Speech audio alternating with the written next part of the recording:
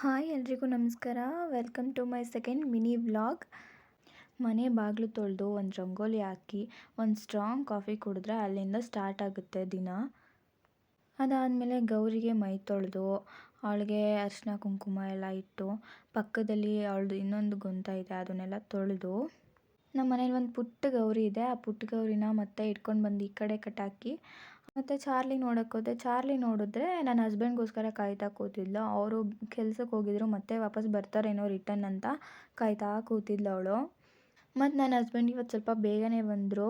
ಕೆಲಸ ಎಲ್ಲ ಬೇಗ ಮುಗೀತು ಮಧ್ಯಾಹ್ನ ಅಷ್ಟರಲ್ಲಿ ಅಂತ ಹೇಳ್ಬಿಟ್ಟು ಬೇಗ ಬಂದರು ಅವರು.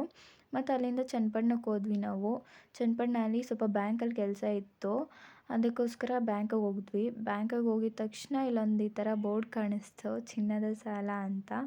ಅದಾದಮೇಲೆ ಒಳಗಡೆ ಹೋಗಿ ಕೆಲಸ ಎಲ್ಲ ಮುಗಿಸ್ಕೊಂಡು ಬಂದು ಗೋಬಿ ತಿಂದು, ಗೋಬಿ ಜೊತೆ ಗೋಲ್ಗಪ್ಪನೂ ತಿಂದ್ವಿ. ಗೋಲ್ಗಪ್ಪ ನನ್ನ ಫೇವ್ರೆಟ್, ನಂಗೆ ತುಂಬ ಇಷ್ಟ ಆಯಿತು ಅವ್ರು ಮಾಡಿದ ಗೋಲ್ಗಪ್ಪ.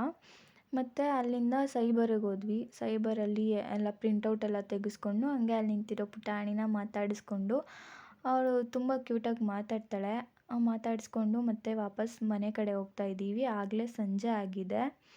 ಇದಾಗಿತ್ತು ನನ್ನ ಸೆಕೆಂಡ್ ಡೇ ಮಿನಿ ವ್ಲಾಗ್. ದಯವಿಟ್ಟು ಲೈಕ್ ಮಾಡಿ, ಫಾಲೋ ಮಾಡಿ ಮತ್ತು ಶೇರ್ ಮಾಡಿ.